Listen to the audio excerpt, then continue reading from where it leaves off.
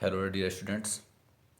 आज की इस वीडियो में क्लास 10th के 9th चैप्टर जिसका नाम है एरे, अर्थात हिंदी में इसे कहते हैं आव्यूह, इसके बारे में पढ़ेंगे।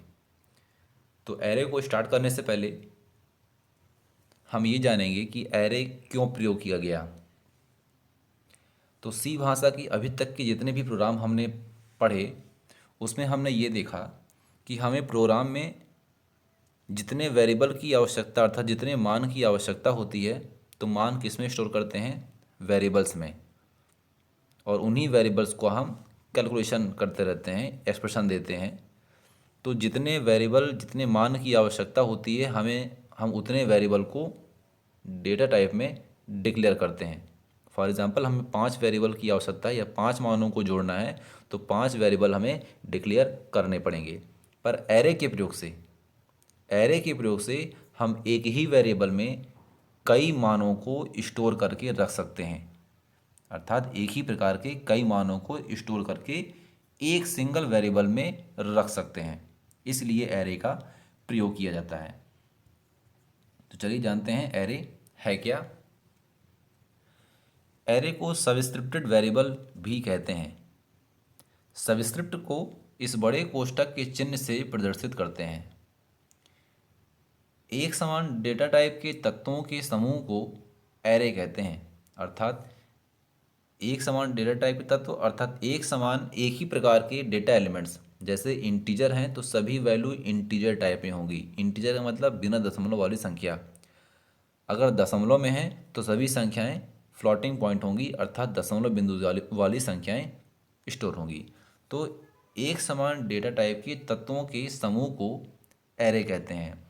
इसका अपना एक नाम होता है जिसे एरे नेम कहते हैं, अर्थात इस एरे को एक नाम दिया जाएगा जिसे वेरिएबल कहते हैं।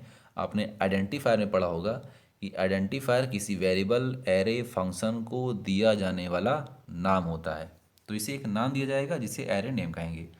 एरे की प्रत्येक लोकेशन पर एक डेटा आइटम स्टोर हो सकता है, अर्थात जो एरे का जो नाम है उसमें हम कई सारे मान को देंगे तो ये कई सारे मान अलग अलग लोकेशन पर स्टोर होंगे, और इसकी जो लोकेशन होगी उसकी प्रत्येक लोकेशन पर केवल एक ही एलिमेंट स्टोर होगा, अर्थात एक ही डेटा आइटम स्टोर हो सकता है। तो एरे की प्रथम लोकेशन की शुरुआत 0 से होती है और अंतिम लोकेशन n-1 तक होती है। अर्थात कहा जाए कि इसकी जो लोकेशन है, मान लीजिए हम 5 मान ए वेरिएबल में इनपुट करना चाहते हैं तो वो पहला मान कहाँ पर स्टोर होगा, 0 लोकेशन पर, और अंतिम मान कहाँ स्टोर होगा, चौथी लोकेशन पर। क्लियर है? पहला मान 0 लोकेशन पर और अंतिम मान चौथी लोकेशन पर। कब? जब हमारे पास 5 वेरिएबल हैं, अर्थात 0 से स्टार्ट होगी और n-1 अर्थात 5 संख्याएं तो चौथी लोकेशन तक स्टोर होगी संख्याएं। आगे जानेंगे इसके बारे में ब्रीफ में। एरे केवल इंटीजर और फ्लॉट वाली संख्याओं में ही प्रयोग होता है, अर्थात इसे केवल पूर्णांक संख्या अर्थात वास्तव जिसे कहते हैं बिना दशमलव वाली संख्या, और फ्लॉट वाली संख्या जिसे रियल संख्या या दशमलव बिंदु से युक्त वाली संख्याएं, केवल उन्हीं पर ही एरे प्रयोग किया जाता है। अर्थात एरे केवल संख्याओं के लिए ही है। तो संख्याएं या तो बिना दशमलव वाली होंगी या तो दशमलव बिंदु वाली होंगी।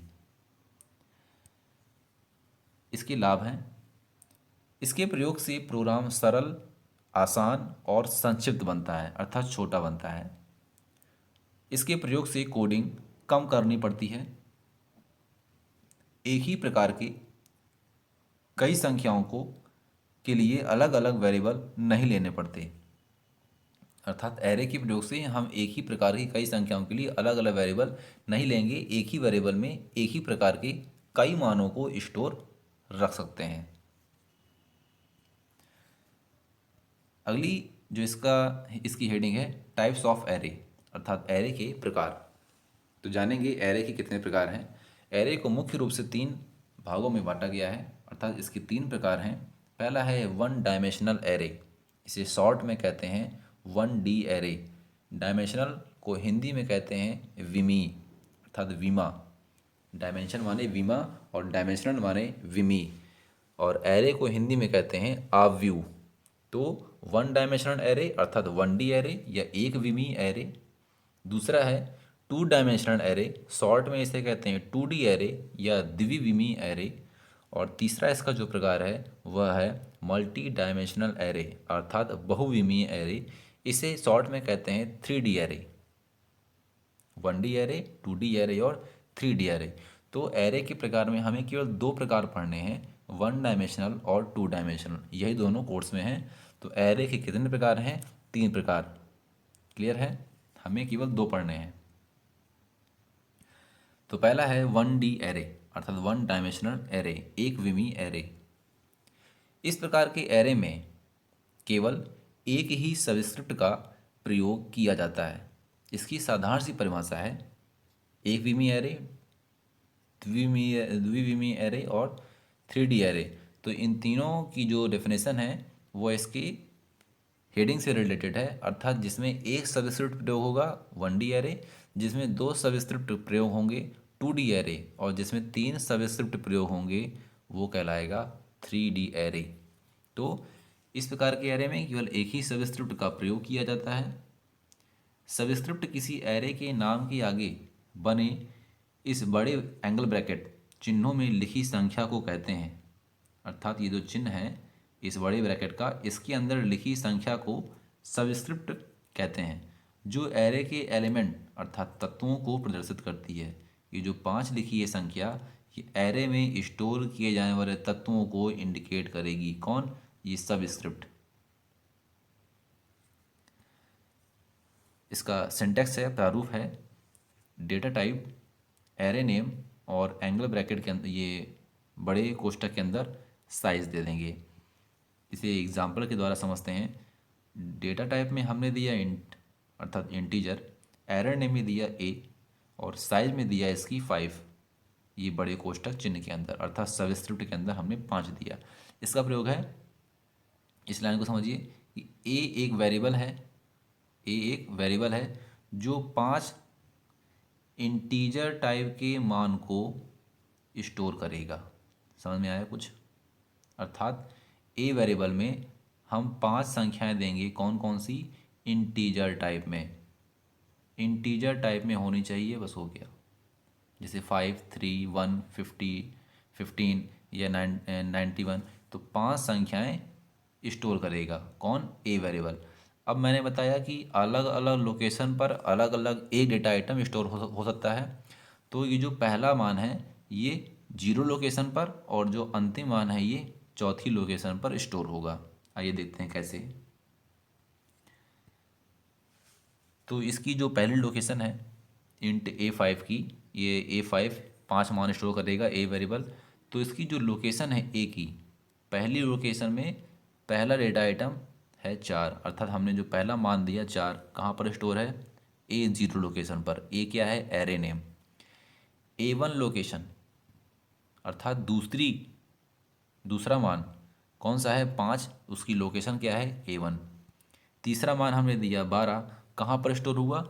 एरे की थर्ड लोकेशन जिसका नाम है A2।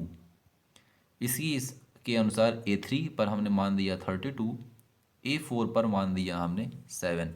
इस प्रकार ये 5 मान अलग अलग लोकेशन पर, स्टार्टिंग 0 से और n-1 अर्थात 1 अंक की कमी।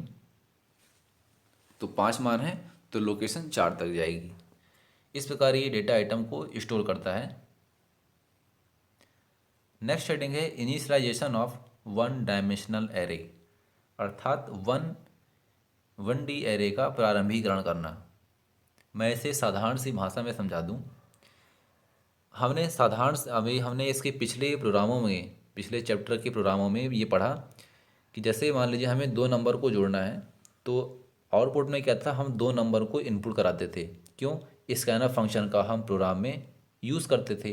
तो हम क्या करेंगे? ए और बी के मान को इनपुट कराएंगे आउटपुट में, और फिर जैसे ही इंटर मारेंगे दूसरी संख्या इनपुट करने के बाद, वैसे ही हमारे सामने रिजल्ट डिस्प्ले करेगा। तो अगर हम प्रोग्राम में स्कैनर फंक्शन न लगाएं, न यूज़ करें, तो क्या करें? तो क्या करेंगे? तो इसके लिए हम मान डिफाइन कर देंगे पहले से ही प्रोग्राम में, अर्थात इंटीजर में ए और बी जो मान जो वेरिएबल डिक्लेयर करते हैं हम उन ए और बी के मान को दे देंगे और फिर सीधा सीधा सा व्यंजक सी बराबर ए प्लस बी। तो क्या हो जाएगा, आउटपुट क्या आएगा, डायरेक्ट रिजल्ट आएगा। जो भी हम मान दिए होंगे वो डायरेक्ट आउटपुट में रिजल्ट शो करेगा, फिर हमें मान को इनपुट करने की आवश्यकता नहीं है। तो वही है इनिशियलाइजेशन ऑफ 1D एरे, अर्थात एक विमी एरे का प्रारंभिकरण करना। अर्थात इसके सिंटैक्स इसके जहाँ वेरिएबल डिक्लेयर करते हैं उसी के साथ हम उन सभी मानों को भी दे देंगे। कैसे, इसका सिंटैक्स है data type array name size बराबर मझले कोष्ठक के अंदर वो सभी वैल्यू हम लिख देंगे। कैसे, देखिए इस प्रकार integer A5 is equal to, ये पांचों मान हमने दे दिए। अब हमें मान को इनपुट करने के लिए स्कैनर फंक्शन लगाने की ज़रूरत नहीं है। चलिए इसे हम प्रोग्राम के द्वारा समझते हैं। एक साधारण सा प्रोग्राम है, 1D एरे का प्रयोग करते हुए एक प्रोग्राम बनाएं जिसमें 10 संख्याएं इनपुट कर उन्हें प्रिंट किया जा सके। साधारण सा प्रोग्राम है, कोई लॉजिक नहीं है, अर्थात हमें कोई जोड़ घटाना गुणा भाग या छोटी बड़ी संख्या कुछ नहीं करना है, केवल इनपुट कराना है और डिस्प्ले कराना है। तो हमें 10 संख्याएं इनपुट करनी है और उन्हें ही डिस्प्ले करनी है। इसके लिए प्रोग्राम में हम हेडर फाइल पहले लगाएंगे, दोनों stdio.h conio.h, इसके बाद मेन फंक्शन ब्रेसेस ओपन, और इसके बाद इंटीजर में हम वेरिएबल लेंगे। इंटीजर में हमने एक वेरिएबल लिया ए नाम का जो 10 संख्याओं को स्टोर कर रहा है। तो 10 कहाँ देंगे, बड़े ब्रैकेट के अंदर, अर्थात जिसे कहेंगे सबस्क्रिप्ट वेरिएबल। हमने एक आई वेरिएबल लिया है लूप चलाने के लिए। किस लिए लिया है हम बता दें। अभी हमने पढ़ा कि एरे की फर्स्ट लोकेशन कहाँ से स्टार्ट होती है, A0 से, फिर कहाँ तक जाएगी n-1 जो भी होगी n तक जाएगी, n नंबर तक। तो ये जो संख्याएं बढ़ रही हैं 0, 1, 2, 3 और n तक जाएगी, इसका मान हमने डिफाइन करने के लिए आई लूप लिया है, आई वेरिएबल लिया है। तो ये कहाँ से चलेगा, 0 से चलेगा और n तक जाएगा। क्लियर है। चलिए, तो आई लूप चलाने के लिए वेरिएबल लिया है। इसके बाद हम लूप चलाएंगे, फॉर लूप। लोकेशन के लिए है लूप, ये लूप लोकेशन के लिए है, लोकेशन को इंडिकेट कर रहा है। तो लोकेशन की स्टार्टिंग आई बराबर 0, आई छोटा है 10 से, बराबर नहीं कह रहा है, आई छोटा है 10 से, क्या कहेगा 9 तक। जी हाँ, अगर यहाँ पर लिखा होता आई छोटा है बराबर है 10 के, मतलब आई इज लेस देन इक्वल 10, तब उसे मानते हैं कि आई कहाँ तक है, 10 तक मानेगा। कब तक, जब तक बराबर ना हो जाए। पर ये क्या कह रहा है, आई का मान छोटा है 10 से, बराबर नहीं है, अर्थात 9 तक जाएगा। और आई में क्या हो, इंक्रीमेंट हो, अर्थात लोकेशन इंक्रीमेंट होती जाए। 0 के बाद 1, 2, 3, 4, 5, 6, 7, 8, 9 तक जाएगी। इसके बाद हमने फॉर लूप का ब्रेसेस ओपन किया। इनपुट ये लाइन डिस्प्ले आएगी, print F inter 10 numbers colon dash. ये इंटर 10 नंबर्स आउटपुट में लिख करके आएगा, अर्थात 10 नंबरों को हम इनपुट करें। इसके बाद स्कैनर फंक्शन का प्रयोग किया जो कि इनपुट फंक्शन है। तो %d इंटीजर टाइप का वेरिएबल है ए, तो %d लिखा, इसके बाद कॉमा, इनपुट कराने के वेरिएबल के साथ m% चिन्ह का प्रयोग करते हैं, जैसा कि पता है इस ये m% चिन्ह। और इसके बाद वेरिएबल का नाम लिखेंगे, वेरिएबल कौन सा है a, और उसकी साइज किस में दी है हमने, कहाँ पर दी है, ये आई लोकेशन पर। तो हम उस आई को लिख देंगे सबस्क्रिप्ट के अंदर, या फिर यहाँ पर 10 नहीं लिखेंगे, यहाँ पर 10 नहीं लिखेंगे, क्या लिखेंगे आई। क्यों, क्योंकि आई ही लोकेशन को इंक्रीमेंट कर रहा है, ऑटोमेटिक बढ़ाएगा। इसके बाद फॉर लूप का ब्रेसेस क्लोज। इसके बाद अगेन फिर से सेम यही फॉर लूप उतार देंगे, अर्थात आई बराबर 0, आई छोटा है 10 से और आई में इंक्रीमेंट। यहाँ पर ये इतनी प्रोसेस थी, ये इनपुट करने की थी। अब हम यहाँ से कराएंगे डिस्प्ले कराने की, अर्थात आउटपुट के लिए। तो सेम फिर से ऑल फॉर लूप उतार दिया। इसके बाद ब्रेसेस ओपन फॉर लूप का। इसके बाद हमने स्टेटमेंट दिया print F percentage d slash T, अर्थात इंटीजर टाइप का वेरिएबल है ए, तो परसेंटेज डी लिखा, और स्लैश टी क्या पढ़ाया था, स्केप सीक्वेंस पढ़ा था आपने। स्लैश टी अर्थात 5 से 8 रिक्त स्थानों का गैप ये ऑटोमेटिक देता है, अर्थात टी का मतलब टैब, गैप देने के लिए किन्हीं दो मानों के बीच में। तो स्लैश टी का प्रयोग किया, और इसके बाद ए वेरिएबल है वो 10 मानों को इनपुट किए हुए है, उसी उसमें दिए गए ए में जो मान दिए गए हैं उन सभी को डिस्प्ले कराना है। तो ए लिखा वेरिएबल, और वो सभी 10 मान किस लोकेशन पर स्टोर हैं, आई लोकेशन पर। तो सबस्क्रिप्ट के अंदर दिया हमने आई। इसके बाद ब्रेसेस क्लोज, फॉर लूप का गेट सी एच, और मेन फंक्शन का ब्रेसेस क्लोज। ध्यान देने की बात यहाँ पर यह है, थोड़ा सा ही अंतर है। एक बार फॉर लूप चलाया इनपुट फंक्शन स्कैनफ के लिए, फिर यही फॉर लूप चलाया किसके लिए, डिस्प्ले कराने के लिए। क्लियर है? अंतर किस में है, स्कैनफ और प्रिंट में एम्परसेंट चिन्ह इसमें नहीं है, वो इसमें है, और प्रिंट में नहीं लगता, जैसा कि पता है। तो इनपुट कराना है और केवल डिस्प्ले कराना है। आइए इसका आउटपुट देखते हैं। ये रहा इसका आउटपुट। मैंने बताया कि प्रिंट ऐप में ये इंटर 10 नंबर्स लिख करके आएगा, और इसके बाद कर्सर भी नहीं करेगा। हम इसके बाद इस कॉलन डैश के बाद हम वो 10 मान इनपुट करेंगे।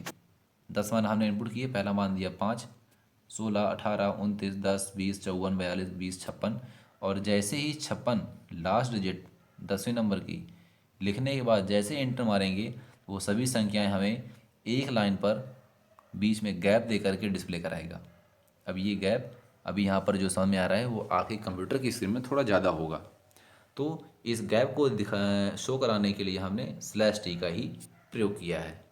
अगर हम स्लैश एन का प्रयोग करते तो क्या होता, नंबर अलग अलग लाइन से आते, जैसा कि ऊपर दिया है 5, 16, 18, 29 ये वाले। क्लियर है? चलिए अब हम इसी प्रोग्राम को और छोटा तरीके से समझेंगे, और उस तरीके से हम ये समझेंगे कि इनिशियलाइजेशन, अभी जो हमने हेडिंग पढ़ी, इनिशियलाइजेशन ऑफ 1D एरे, अर्थात 1D एरे का प्रारंभिकरण करना, उसका प्रयोग कैसे है उसके बारे में देख लें। सेम ये प्रोग्राम 1D एरे का प्रयोग करते हुए प्रोग्राम बनाएं जिसमें 10 संख्याएं स्टोर कर उन्हें प्रिंट किया जा सके, हेडर फाइल दोनों। इसके बाद मेन फंक्शन,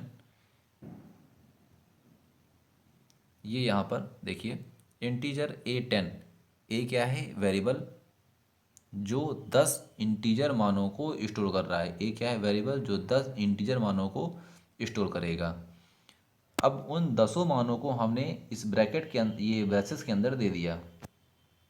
इनिशियलाइजेशन पढ़ा है आपने, वैल्यू देते हैं यहाँ पर, तो वही वैल्यू सभी हमने यहाँ पर डिफाइन कर दी। इसके बाद क्या करेंगे, एक वेरिएबल लेंगे आई लोकेशन के लिए, ये सभी मान लोकेशन पर ऑटोमेटिक स्टोर हो जाएंगे। हमें क्या करना है, उन लोकेशन से मानों को डिस्प्ले कराना है। तो ये जो हमने मान दिया है 5, ये कहाँ पर जाएगा, 0 लोकेशन पर। 1 कहाँ जाएगा, 1 लोकेशन पर। 4 कहाँ जाएगा, 2 लोकेशन पर। और ये 7 कहाँ जाएगा, 7 कहाँ जाएगा 9 लोकेशन पर। यस, अर्थात n-1। तो कुल कितनी लोकेशन बनी, 10 लोकेशन बनी 0 से 9 तक। तो अब हमें इनपुट कर वेरिएबल को इनपुट करने की आवश्यकता नहीं है, ख़त्म हो गई। अब क्या करेंगे, हम सीधा फॉर लूप चलाएंगे। i is equal to 0, i is less than 10, i में प्लस प्लस लोकेशन लिया इसने 0 से कहाँ तक, आई छोटा है 10 से, बस 10 से छोटा रहे अर्थात 9 तक जाएगा। तो उन सभी लोकेशन पर 0 से 9 तक की सभी लोकेशन पर जो डेटा आइटम हमने स्टोर कराए हैं उन सभी को वो क्या करे, डिस्प्ले कराए। डिस्प्ले कराने का फंक्शन लगाया हमने printf percentage d slash n. यहाँ पर हमने स्लैश एन का प्रयोग किया है। पिछले प्रोग्राम में हमने स्लैश टी का यूज़ देखा, अब यहाँ पर हम स्लैश एन का यूज़ देखेंगे। इसके बाद वेरिएबल ए को लिखा, और सबस्क्रिप्ट के अंदर हमने क्या दे दी, लोकेशन दे दी। लोकेशन किस में स्टोर है, सभी आई पे, आई वेरिएबल पर। इसके बाद फॉर लूप का braces close, get C H function, और लास्ट में मेन फंक्शन का ब्रेसेस क्लोज। आइए इसका आउटपुट देखते हैं। डायरेक्ट ये आउटपुट डिस्प्ले होगा 5148432987। संख्याएं कोई भी हो सकती हैं, एनीथिंग एल्स, किसी भी प्रकार की संख्याएं रिपीट भी हो सकती हैं, क्योंकि संख्याएं यूज़र पर डिपेंड हैं।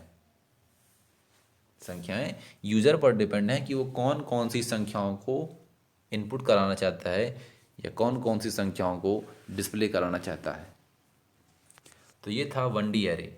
अब आगे चलते हैं 2D एरे के बारे में। 2 डायमेंशनल एरे, इस प्रकार के एरे में दो सबस्क्रिप्ट का प्रयोग किया जाता है। इसमें पहला सबस्क्रिप्ट रो को तथा दूसरा सबस्क्रिप्ट कॉलम को प्रदर्शित करता है। रो का मतलब हो गया पंक्ति इस प्रकार वाली, और कॉलम कॉलम हो गई ये स्तंभ अर्थात खड़ी पंक्ति, ये बेड़ी बेड़ी वाली पंक्ति। तो एक सबस्क्रिप्ट रो को डिस्प्ले करेगा और दूसरा सबस्क्रिप्ट कॉलम को डिस्प्ले करेगा। इसके प्रयोग से टेबल अर्थात तालिका बनाने में किया जाता है, अर्थात इसका प्रयोग सारणी बनाने के लिए किया जाता है। आप लोगों ने इस तरह की सारणी देखी होगी। तो इस प्रकार की सारणी बनाने के लिए हम 2D एरे का प्रयोग करेंगे। तो यहाँ पर ये हो गई आपकी रो और ये हो गए आपके कॉलम। क्लियर?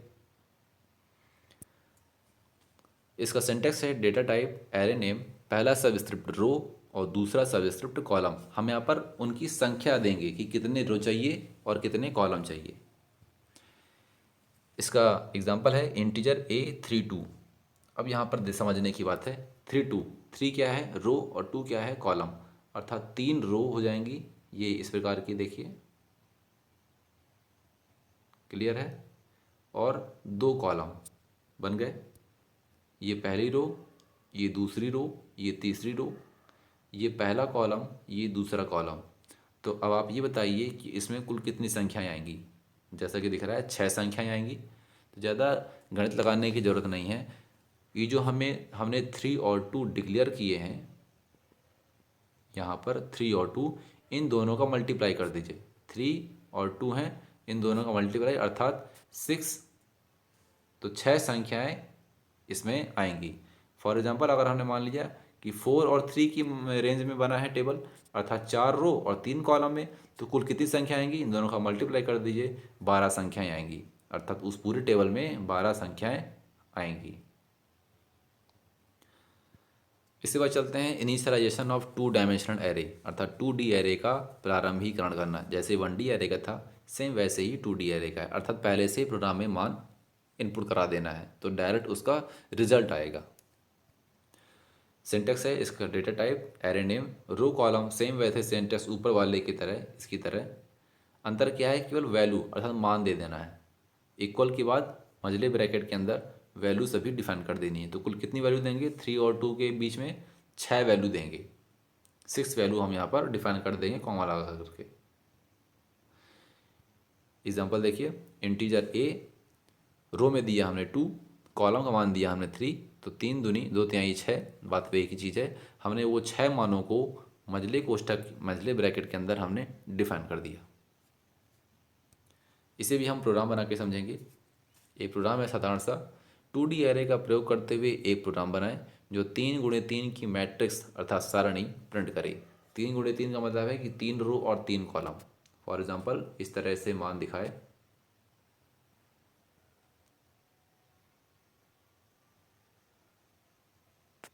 इस प्रकार ये मान दिखाए, अर्थात ये रो हो गई और ये कॉलम हो गए ऊपर वाले।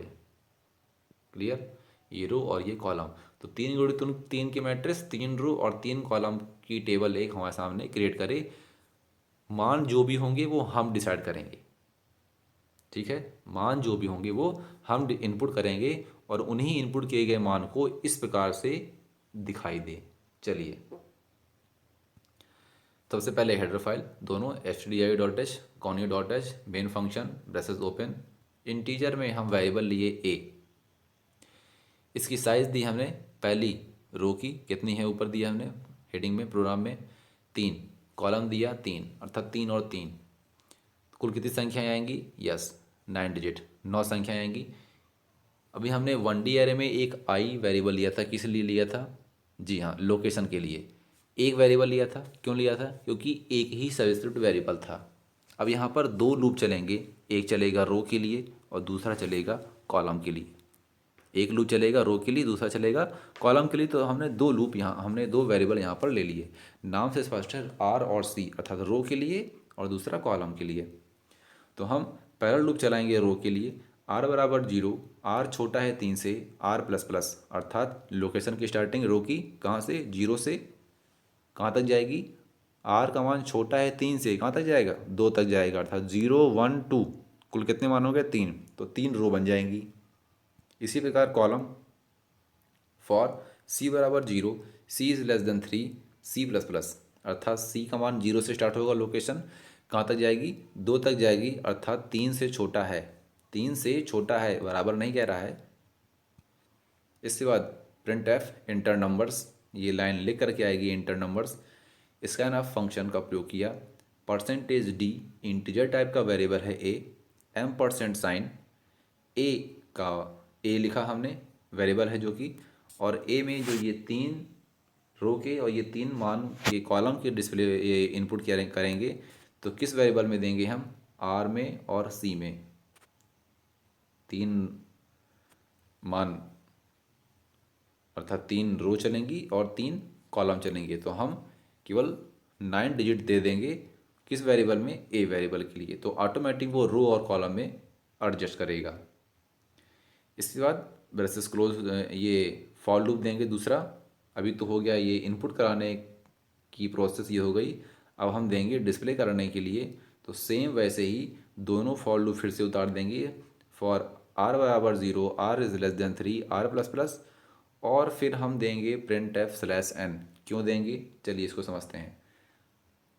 ये हमने रो बनाई, ठीक, हम यहाँ से दूसरी रो में आना चाहते हैं, तो दूसरी रो में आने के लिए हमने प्रोग्रामिंग में एक स्लैश एन पढ़ा है, किस लिए, नई लाइन में आने के लिए। जी हाँ, नई लाइन में आने के लिए क्या करेंगे, स्लैश एन का प्रयोग करेंगे। जैसे ही प्रयोग करेंगे एक रो और क्रिएट हो जाएगी, फिर से स्लैश एन, एक रो और क्रिएट हो जाएगी। कितनी रो क्रिएट होंगी, 3 रो क्रिएट होंगी।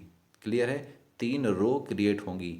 इसी प्रकार 3 कॉलम, तो कॉलम के लिए हम गैप दे देंगे 2 डिजिट के बीच, यहाँ पर 2, यहाँ पर 1 है, तो इन दोनों के बीच में जो गैप है उसे किससे डिनोट करेंगे, स्लैश टी से। कब देंगे, आगे देखिए। इसके बाद फिर से फॉर लूप, सी बराबर 0, C is less than 3, C is less than 3, C plus plus, अर्थात कॉलम वाला लूप, सेम यही उतार दिया है इसी को, दोनों को। इसके बाद print F percentage d slash T, यहाँ पर देखिए हमने स्लैश टी का प्रयोग किया है। संख्याएं जो कॉलम वाली संख्याएं हैं वो गैप दे करके आए, तो परसेंटेज डी इंटीजर टाइप का स्पेसिफायर है, स्लैश टी हमने एस्केप सीक्वेंस दिया है, डिजिट के बीच में गैप रहे। ए एक वेरिएबल है, आर और सी से उन मानों को इनपुट किए गए मानों को लेगा और डिस्प्ले करेगा। इसके बाद गेट सी एच, और लास्ट में मेन फंक्शन का ब्रेसेस क्लोज। यहाँ पर ध्यान देने की बात यह है कि मैंने जो प्रोग्राम बनाया है यहाँ पर फॉर लूप के ब्रेसेस ओपन और क्लोज नहीं किए हैं, तो ध्यान दीजिएगा। आप जब भी बनाएंगे तो प्रयोग करेंगे, यहाँ पर जगह कम होने के कारण मैंने नहीं लगाया है। फिर भी अगर आप ऐसे बनाते हैं तो प्रोग्राम रन जरूर होगा। जी हाँ, प्रोग्राम रन जरूर होगा। अगर आपने ब्रेसेस को ओपन नहीं किया है तो उसे क्लोज भी नहीं करना है। इसका आउटपुट है, ये देखिए इंटर नंबर्स, ये 5, हमें ये क्या कहते हैं, इंटर नंबर्स, ये लाइन लिख करके आएगी, ये यहाँ पर लिखी है। इसके बाद कर्सर बिलिंग करेगा, कर्सर बिलिंग करेगा तो फिर हम क्या देंगे, हम वहाँ पर 5 इनपुट मानों को, ये 9 इनपुट मान को इनपुट करेंगे। तो पहला मान दिया हमने 5, दूसरा दिया 6, 4, 8, 7, 2, 9, 6, 3। हमने कितने मान दे दिए, ये 9 मान दे दिए। 9 मान देने के बाद हम जैसे ही इंटर बटन प्रेस करेंगे, उस प्रकार उन्हीं संख्याओं के अकॉर्डिंग हमें आउटपुट, ये रिज़ल्ट प्राप्त होगा। कुल कितनी हैं, 3 रो हो गई और ये 3 कॉलम हो गए हमारे पास। क्लियर है, पहली डिजिट कहाँ पर आई, पहले रो के पहले कॉलम में। दूसरी छठवीं जो 6 मान दिया हमने, ये दूसरी डिजिट कहाँ पर आएगी, पहली रो के दूसरे कॉलम पर। तीसरा मान दिया हमने 4, कहाँ पर आएगा, पहली रो के तीसरे कॉलम में। और फिर क्या होगा, स्लैश एन प्रयोग होगा अर्थात नया कॉलम फिर से जनरेट होगा, दूसरी रो जनरेट होगी। रो कहाँ तक जाएगी? आर इज़ लेस देन 3, अर्थात आर का मान 3 से छोटा है। कहाँ तक जाएगी? 2 तक। क्यों 2 तक जा रही है? क्योंकि स्टार्टिंग 0 से हो रही है, स्टार्टिंग 0 से हो रही है लोकेशन की, इसलिए 2 तक जा रही है। अर्थात कुल मिलाकर के 3 रो और 3 कॉलम क्रिएट होंगे।